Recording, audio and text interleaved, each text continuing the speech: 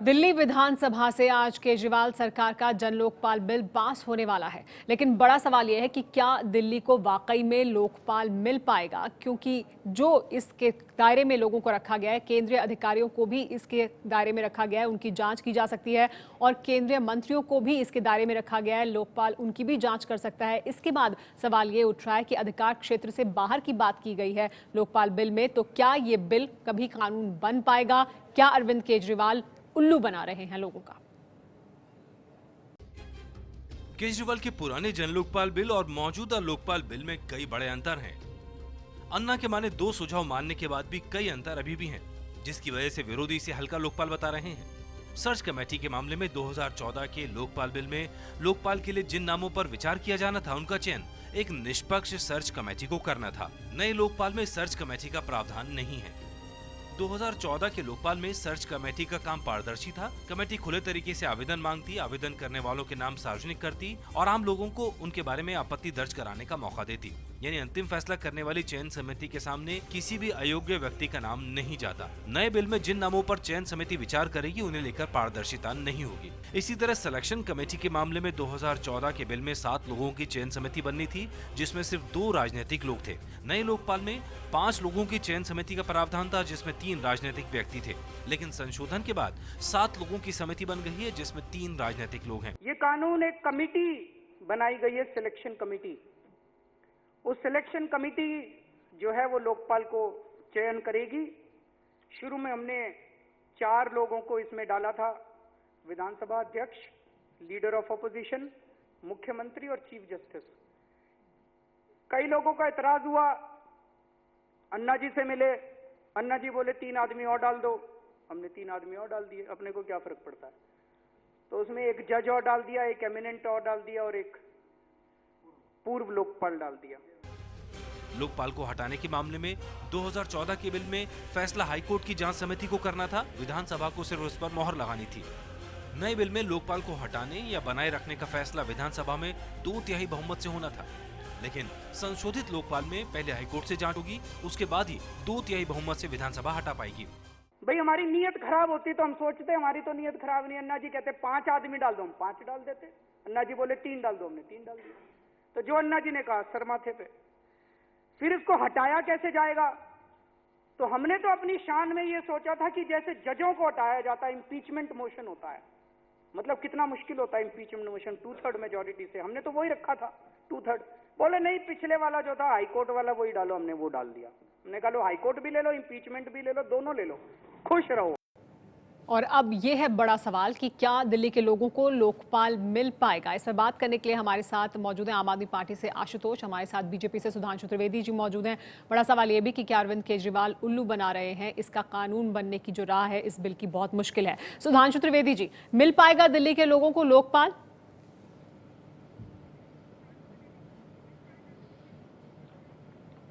देखिए, जिस रूप में आम आदमी पार्टी की सरकार ने ये लोकपाल रखा है, वो उनकी जो सहज प्रवृत्ति है, यानी नेचुरल टेंडेंसी है, उसी के अनुरूप है।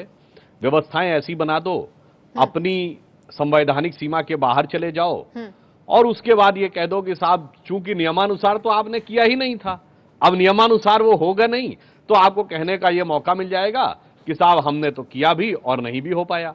दूसरा, आपने एक चीज मार्क किया जी, इतने लंबे समय के बाद उनको अन्ना की याद आ गई।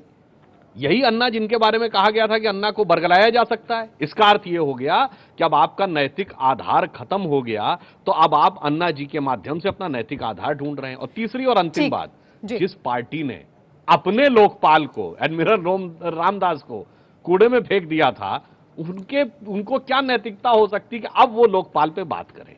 लेकिन सुधांशु जी, आम आदमी पार्टी की जो आपने पहला मुद्दा उठाया, उस सवाल को लेकर मैं आशुतोष के पास जाना चाहूंगी। आशुतोष जी, ये सवाल उठ रहा है और जो सुधांशु भी उठा रहे हैं और आपके लोकपाल से भी उठता है कि संवैधानिक दायरे से बाहर जाकर जो नियमानुसार नहीं है वो काम किया गया है, तो इस तरह से कैसे मिलेगा लोगों को लोकपाल? क्या उल्लू बनाया जा रहा है लोगों का?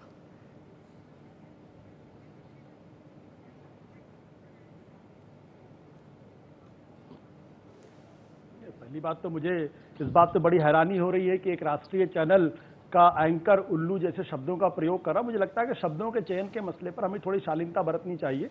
और अब पता नहीं क्यों आप लोग इन शब्दों का इस्तेमाल कर रहे हैं। भगवान जाने इस मसले पे। लेकिन मैं एक बात कह दूं कि जो ये कहा जा रहा है कि संविधान के दायरे में से अलग कोई बात की जा रही, जरा बता दिया जाए भाई कौन से दायरे में बात की जा रही है। जब 2012-14 के अंदर जब बिल लाया गया तो बीजेपी के 32 विधायकों ने जो है वो कहा कि भाई नहीं नहीं नहीं नहीं नहीं नहीं ये तो संविधान के दायरे की बात है।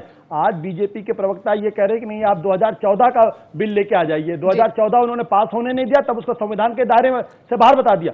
आज इनके लोग कह रहे हैं कि आप 2014 का लेके आइए। दूसरा सवाल मैं सुधीर जी मैं आशुतोष जी, चाहता हूं, बड़ी केंद्रीय ईमानदारी के साथ अधिकारी, पूछना चाहता हूं, मंत्री टीवी चैनल पे आके क्या डिबेट इसके करना दायरे बहुत में अच्छी आ बात है। पाएंगे? लेकिन जरा मुझे इस सवाल का जवाब क्या दे दें इसके कि दायरे पिछले में 2 साल आएंगे? से लोकपाल बिल बना हुआ है।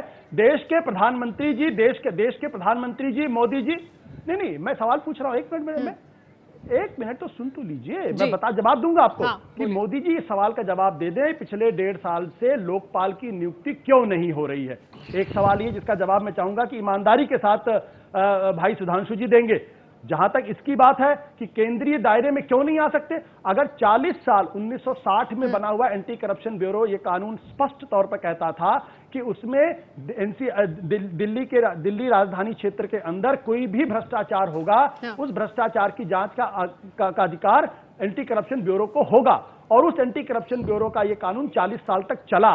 उसी के आधार पर जब हमारी 49 दिन की सरकार थी तब वीरप्पा मोइली जो केंद्रीय मंत्री थे और मुरली देवड़ा जो केंद्रीय मंत्री थे, उनके खिलाफ एफआईआर दर्ज करने का काम हमारी सरकार ने किया। तो अगर एंटी करप्शन ब्यूरो के पास ये अधिकार संविधान के दायरे के बाहर नहीं था, तो आज अगर लोकपाल के पास अगर ये दायरा है तो इसमें ये संविधान के दायरे के बाहर कैसे हो गया, ये मेरी समझ में नहीं आ रहा है। और आज कुछ लोग इस पर आपत्ति कर रहे हैं। तो जब कांग्रेस के मंत्रियों के खिलाफ एफआईआर दर्ज हो तो ये तो सबको मंजूर है, लेकिन अगर बीजेपी के केंद्रीय मंत्रियों के खिलाफ अगर एफआईआर दर्ज होने की नौबत आ जाए, लोकपाल में ऐसा कानून आ जाए, तो शायद टीवी चैनल भी ये कह रहे हैं कि संविधान के दायरे के बाहर की बात है। लेकिन जरा मुझे बता दीजिए, अगर एंटी करप्शन ब्यूरो के दायरे में है और 40 साल तक वो कानून था, तो लोकपाल के दायरे में आना वो संविधान के दायरे के बाहर कैसी बात होगी? सुधांशु जी, संविधान के दायरे के बाहर नहीं है कि केंद्रीय अधिकारी मंत्री आ सकते हैं इसके दायरे में? अरे बड़ी सामान्य सी बात है। किसी भी दुनिया में देखिए, दुनिया में कहीं भी ये होता है कि बर्खास्तगी का अधिकार किसको होता है? जो नियुक्ति करने वाली संस्था हो उसी को होता है। यहां ऐसे कैसे हो सकता है? केंद्रीय मंत्रिमंडल के सदस्यों को कौन नियुक्त करता है? क्या दिल्ली सरकार, जिसके पास जन लोकपाल को हटाने का अधिकार है, हाई कोर्ट और दिल्ली सरकार, वह यह तय करेगा कि केंद्रीय मंत्रिमंडल जिसके की नियुक्ति में किसी भी प्रकार से नहीं, हटाने की बात थोड़ी हो रही है। भ्रष्टाचार की जांच क्या की जा सकती है? करने का उनको अधिकार मिलेगा। क्या लोकपाल भ्रष्टाचार की जांच कर सकता है? क्या दिल्ली में जो लोकपाल बिल है उसके तहत जिस दायरे में रखा गया है उसको दिल्ली क्षेत्र में जो भी भ्रष्टाचार होगा उसकी जांच लोकपाल करेगा, तो क्या ऐसा हो सकता है? बिल्कुल। देखिए, इसमें भी एक सामान्य प्रिंसिपल है कि जो भी जांचकर्ता एजेंसी होगी वो या तो अपने समकक्ष की जांच कर सकती है या अपने अधीनस्थ की जांच कर सकती है। ये बताइए, कोई भी गवर्नमेंट अपने से हायर अथॉरिटी की जांच कर सकता है? ये बताइए, कल के दिन एसपी के ऊपर चार्ज लग जाएगा तो जांच करने के लिए कौन, डीआईजी या आईजी आता है कि थानेदार जांच करेगा? तो ये सामान्य सिद्धांत हैं इन्वेस्टिगेटिव प्रोसेस के, सामान्य सिद्धांत हैं लीगल प्रोसेस के और कॉन्स्टिट्यूशनल एक एरिया है। तो तीनों का आशुतोष से जवाब ले लेते हैं। तो ये साफ दिखाई पड़ता है आपकी मंशा ही कुछ अलग। आशुतोष, मंशा पर सवाल उठ रहे हैं कि ऐसे तमाम बिंदु इसमें रखे गए हैं जिसकी वजह से इसकी राह मुश्किल होगी और ये कानून नहीं बनेगा। मैं दरअसल क्या है,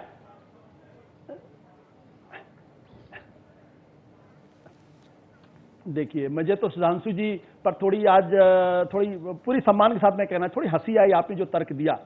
दिल्ली क्षेत्र के अंदर अगर कल कोई केंद्रीय मंत्री अगर वो कोई आपराधिक कृत्य करता है तो उसके खिलाफ कार्रवाई कौन करेगा? एसएचओ करेगा, जो इंस्पेक्टर रैंक आदमी होगा वो उसको बुलाएगा, उनको इंटरोगेट करेगा। ऐसा पवन बंसल के साथ भी हुआ और ऐसा राजा के साथ भी हुआ। नहीं, लेकिन वो तो सीआरपीसी और कानून के दायरे के तहत वो अलग मामला होगा ना, भ्रष्टाचार का मामला अलग होगा। तो ये तर्क तो उनका समझ में नहीं आता। मुझे लगता थोड़ी कानून की समझ उनकी अलग-अलग चीजें हैं मान्यवर। मैं आपको बता रहा हूं ना, नहीं, पर ये दोनों अलग अलग बातें हैं ना, आप मिला कैसे सकते हैं? के बारे में बात कर रहा हूं कि अगर आपराधिक भ्रष्टाचार एक नहीं, सुन लीजिए ना, मैं जांच अधिकारी की बात कर रहा हूं, आपराधिक एफआईआर दर्ज होने की नहीं। प्रिवेंशन ऑफ करप्शन एक्ट के तहत कोई भी इंस्पेक्टर रैंक का ऑफिसर उनकी जांच करेगा और उसकी रिपोर्ट सबमिट, मैं इसीलिए मैं जांच मैं जांच अधिकारी के बारे में, जांच कौन करेगा? इंस्पेक्टर रैंक आदमी करेगा ना, यही तो करता है। अब मैं दूसरी बात आपको कहता हूं, इन्होंने कहा कि भाई ये कानून में कुछ, मैंने जब एंटी करप्शन ब्यूरो का जब जवाब दिया तो उन्होंने उस पर चुप्पी साध ली। 1993 में मदन लाल खुराना की सरकार थी, उसके बाद जो 5 साल उनकी सरकार चली। अगर एंटी करप्शन ब्यूरो के पास केंद्रीय मंत्रियों के खिलाफ कार्रवाई करने का अधिकार था, अगर इनको लगता था वो गलत है, सिद्धांततः ठीक नहीं था, तो मदन लाल खुराना की 5 साल की सरकार, जिसमें सुषमा स्वराज भी थी, बाद में साहिब सिंह मरा, उन्होंने उस कानून को क्यों नहीं बदला? जब कांग्रेस के जो मिनिस्टर्स थे उनके खिलाफ एफआईआर दर्ज हुई, तब बीजेपी क्यों शांत थी? आज बीजेपी को यह डर क्यों लगता है? क्योंकि बीजेपी को लगता है कि अगर कहीं डीडीसीए का भ्रष्टाचार अगर सामने आया तो हो सकता है कुछ बड़े नेताओं के खिलाफ कार्रवाई करनी पड़े, इसलिए आज इनको डर लग रहा। अगर एंटी करप्शन ब्यूरो के पास सुधांशु त्रिवेदी जी खिलाफ अगर कार्रवाई का अधिकार है तो लोग जो तर्क आज अरविंद केजरीवाल ने भी विधानसभा में दिए और जो अभी तर्क आशुतोष भी दे रहे हैं, क्या इससे आप बैकफुट पर आएंगे? क्या ये फिर उनके लिए आसान होगा कहना कि आप जानबूझकर रोड़े अटका रहे हैं इस बिल की राह में?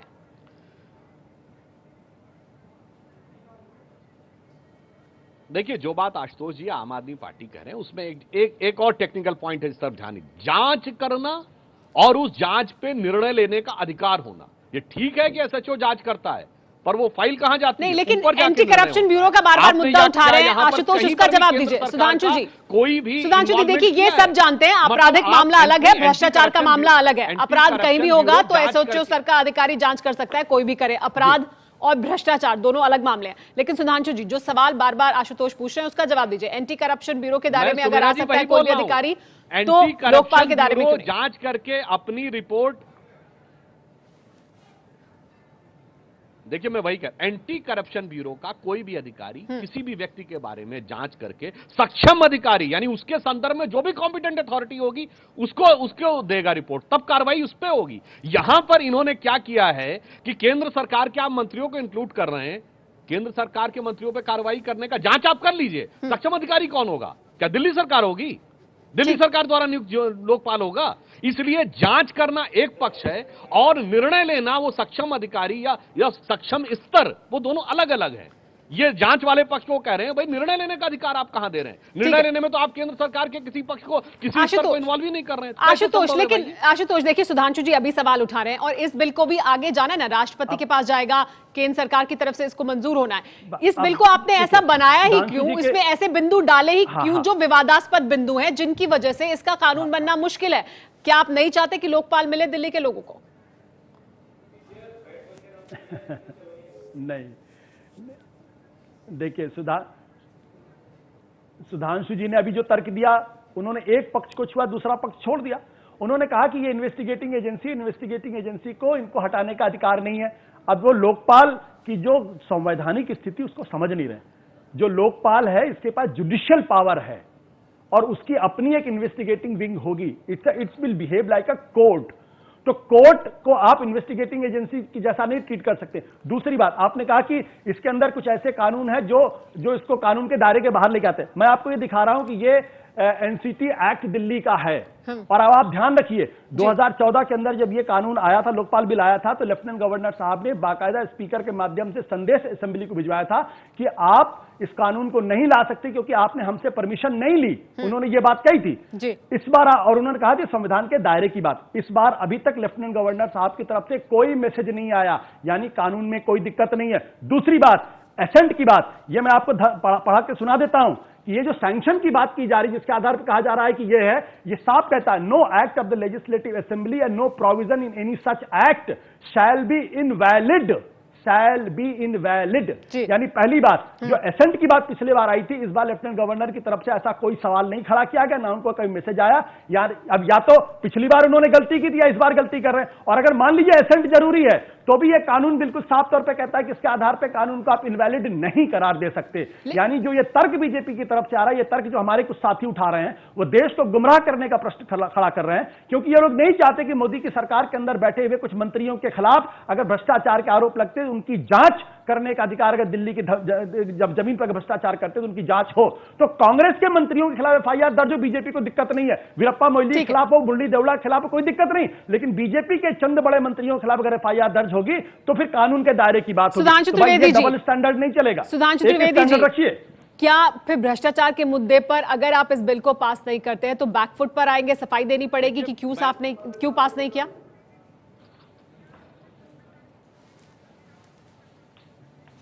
भाई हमने तो संवैधानिक विषय पर स्थिति स्पष्ट करती, जांच करना, निर्णय लेना अलग है। आप बताइए, मैं दर्शकों के सामने इस बात स्पष्ट रखता हूं, क्या कोई हाई कोर्ट की जांच एजेंसी निर्णय लेकर सुप्रीम कोर्ट के जज को बर्खास्त कर सकती है या उस पर कार्रवाई कर सकती है? नहीं कर सकती। और अंत में एक बार यह कहना चाहूंगा, भाई ये बताइए, आम आदमी पार्टी ने अपनी पार्टी का जो संविधान बनाया था, जिसके तहत एडमिरल रामदास को लोकपाल बनाया था, उसका पालन किया? अरे जो पार्टी अपने संविधान के प्रति आस्था नहीं रखती, वो ये उससे ये अपेक्षा करना ही गलत है कि वो भारत की संवैधानिक व्यवस्था के अनुरूप कार्य करेगी। इसीलिए मैंने पहले वक्तव्य में कहा था, ये इनकी नेचुरल टेंडेंसी, नैसर्गिक प्रवृत्ति के अनुरूप है। आशुतोष जी, आप इसमें मुस्कुरा रहे हैं, लेकिन ये सवाल उठता रहा है कि आपकी पार्टी के भीतर के लोकपाल का क्या? देखिए, मैंने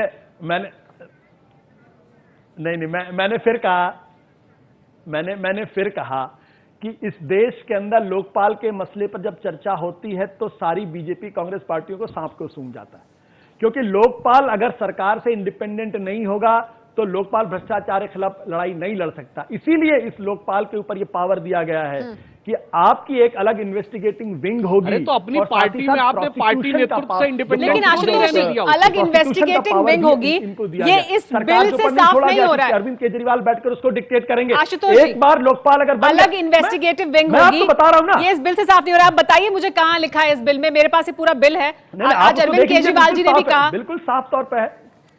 कहां पर है, किस पैरा में है? मैं पूरा बिल पढ़ चुकी हूं। मैं जी बताइए। मैं तो कह रहा, मैंने साफ तौर पे कहा है कि आप उसको देख लीजिए ना। हाँ। ये विद इन रूल साफ तौर पे लिखा हुआ है कि इसका अपना एक इन्वेस्टिगेशन होगा। हाँ। और उसके साथ ही साथ इसको प्रोसिक्यूशन के पावर भी इसके पास होंगे। ये भी मेरे पास बिल पड़ा हुआ है, उसमें कौन सी बड़ी बात है? बिल तो हमारे पास भी है, बिल तो हम भी देख रहे हैं। लिखा हुआ है the section 4 investigation the prosecution powers of the जन लोकपाल बिल। जन लोकपाल में अपॉइंट और with the consent of the government designate officers are agencies as investigating officer authorizing to investigate offences under this act, here be Jan Lokpal investigating officer। साफ लिखा हुआ, Jan Lokpal investigating officer shall have all the powers which are vested in a police officer while investigating offences under the code of the criminal procedure act 1973 to up to 74। मतलब सरकार की सहमति से अधिकारियों को नियुक्त किया जाएगा।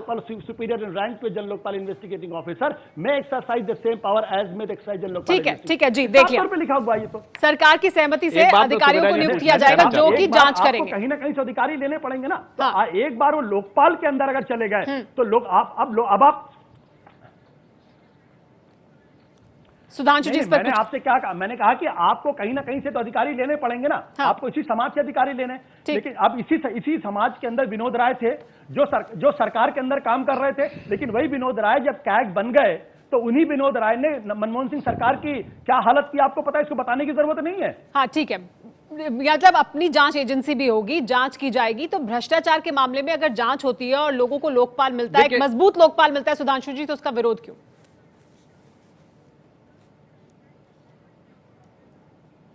नहीं, देखिए इसमें व्यवहारिक समस्याएं हैं। इन्होंने कैग और चीफ इलेक्शन कमिश्नर का उदाहरण दिया, वो रिटायरमेंट के बाद या एंड पॉइंट पे जाके लोग बनते हैं। यहां पर आप जब इन्वेस्टिगेटिव एजेंसी अपनी कहेंगे, उसके लिए एक इन्वेस्टिगेटिव दक्षता भी चाहिए, पूरी ट्रेनिंग चाहिए। वो किसके पास होती है? सिर्फ पुलिस की इन्वेस्टिगेटिव एजेंसी, जिन अफसरों को बरसों बरस ट्रेनिंग दी जाती है, कानूनी भी, व्यवहारिक भी, उपकरणों के माध्यम से, आप उन्हीं को तो लेंगे। और आप कहां से अपने आप ऐसे नए ऑफिसर्स क्रिएट कर देंगे जिनको अपने आप से अंतर्ज्ञान होगा इन्वेस्टिगेशन का? फिर आप कहेंगे तो सरकार के हो गए। वो सरकारी व्यवस्था के यंग होंगे और सरकार के ही नियमों से, उसी के रूल ऑफ सर्विस से गवर्न होंगे। इसीलिए हम ये कह रहे हैं, ये जो बातें कह रहे हैं, ये नितांत अव्यवहारिक बातें कह रहे हैं। अरे वो पढ़ के आप सुनाएंगे, वो अफसर आएंगे कहां से, जिनको कम से कम 10 साल ट्रेनिंग लेकिन आशुतोष कह रहे हैं कि नियुक्ति होने के बाद जन लोकपाल को अधिकार होगा उनके बारे में कोई भी फैसला लेने को लेकर। एक मिनट सुन लीजिए, ये जन लोकपाल बिल 2015 है, सुनिए ना। अरे भाई, नियुक्त होने के बाद क्या क्या जन लोकपाल एक कोई कैडर क्रिएट हो जाएगा जिसमें वो जाने के बाद सदा सर्वदा जन लोकपाल में रहेंगे? ऐसा कोई संवैधानिक प्रावधान है क्या? सर सुन तो लीजिए। सर सुन तो लीजिए। बताइए। अरे sir ji, the appointment will be substantive और डेपुटेशन, ये भी तो डिफाइन होना चाहिए ना। उसकी बात है नहीं, वो उस कैडर में मर्ज हो जाएंगे, प्रतिनियुक्ति पे रहेंगे या कुछ समय के लिए लिए जाएंगे। सर बात तो मुझे बोलने। हाँ बोलिए आशुतोष जी, साफ करिए जिस स्थिति। सुधांशु जी आप अक्सर बीजेपी के दूसरे प्रवक्ताओं के तरीके से टोकते नहीं, लेकिन आज मैं थोड़ा हैरान हूं। इस सेक्शन 10 में क्या लिखा होता है? जन लोकपाल में अपॉइंट और शब्द लिखा हुआ, और यानी चाहे तो, और with the consent of the government designate officer और एजेंसीज, यानी चाहे तो खुद इंडिपेंडेंट तरीके पे अपॉइंट कर सकता है और चाहे तो सरकार से पूछ सकता है, यानी उसको ये गवर्नमेंट से कंसेंट ले, ये जरूरी नहीं है। साफ तौर पे लिखा हुआ है जन लोकपाल में अपॉइंट और ये बहुत साफ लिखा हो विद द कंसेंट, यानी अगर वो चाहे तो किसी को भी नियुक्त कर सकता है, उसको सरकार के ऊपर उसे डिपेंडेंट होने की जरूरत ही नहीं है। इसीलिए लोकपाल इंडिपेंडेंट है और इसीलिए बीजेपी को दिक्कत हो रही है, और हमारी सरकार अकेली सरकार है जिसने ये अधिकार लोकपाल को दिया है। लेकिन आशुतोष जी, ये अधिकार जो मौजूदा लोकपाल बना हुआ केंद्र के अंदर, उसका कौन सा अधिकार? लेकिन आशुतोष जी, सुधांशु जी लगातार ये बात कह रहे हैं, बता देना मुझे। क्या सुधांशु जी लगातार ये आरोप लगा रहे हैं कि अव्यावहारिक हैं बहुत सारे बिंदु आपके लोकपाल के, तो फिर तो लोकपाल की राह बहुत मुश्किल है। दिल्ली के लोगों को फिर किस तरह से मिलेगा लोकपाल, जिसका आपने लोगों से वादा किया कि आप जरूर देंगे?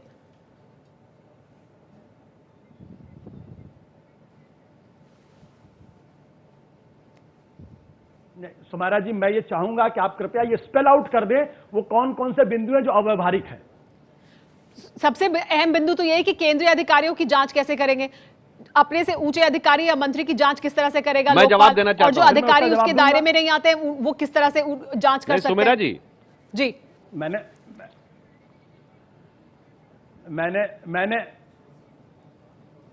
नहीं, अभी मैंने आपको साफ तौर पे 3 बार रिपीट किया है कि एंटी करप्शन ब्यूरो जो 40 साल से कानून बना था, उसके पास केंद्रीय मंत्री वीरप्पा मोइली, मुरली देवड़ा के खिलाफ एफआईआर और जांच करने का अधिकार था। ये तो 40 साल से कानून बना हुआ था ना एंटी करप्शन ब्यूरो को, आम आदमी पार्टी ने तो बनाया नहीं था। ठीक है, जब वो कानून ऑलरेडी एग्जिस्ट कर रहा था, उसको सिर्फ लोकपाल को पावर दिए गए, तो अव्यवहारिक कहां से हो गया? सुधांशु जी, जब वो 40 साल से एग्जिस्ट कर रहा था, सुधांशु जी, तो बीजेपी को तकलीफ नहीं थी, तब तो कांग्रेस को तकलीफ नहीं। पहले अव्यवहारिक नहीं था तो अब अव्यवहारिक क्यों हो गया? ठीक है, जवाब ले लेते हैं, सुधांशु जी का जवाब ले लेते हैं। सुधांशु जी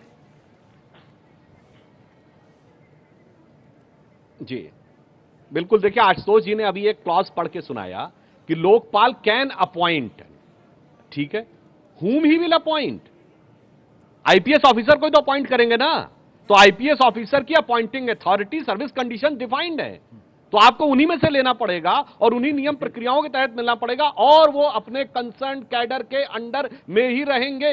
यही तो समस्या है। दूसरी बात, आपका एक डायलेक्टिक लॉजिक है कि साहब ये तो पहले था एंटी करप्शन, तो फिर ये लाए क्यों आप?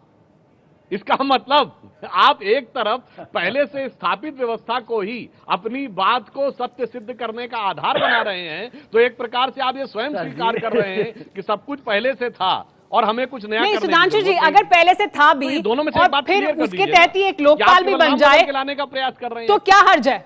तो क्या हर्ज है?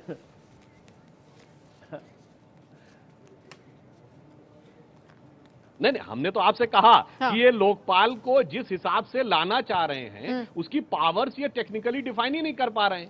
आप आईपीएस से लेंगे, अब ये बताइए दिल्ली में कोई आईपीएस कैडर है? आपके मुताबिक टेक्निकल दिक्कतें हैं यूटी कैडर जिस तरह का लोकपाल बिल लेकर आ रहे हैं आम आदमी पार्टी ऑफ दिल्ली, और उसके लिए राह मुश्किल है। फिलहाल कुछ राह मुश्किल जरूर दिखाई देती है क्योंकि ये राष्ट्रपति के पास जाएगा बिल और फिर मंजूरी तो आखिरकार केंद्र सरकार की तरफ से ही मिलनी है। तो क्या मिल पाएगी? दिल्ली के लोगों को लोकपाल मिलेगा या नहीं, ये बड़ा सवाल है, जरूर बना रहेगा। आप दोनों मेहमानों का बहुत बहुत शुक्रिया हमारे साथ जुड़ने के लिए।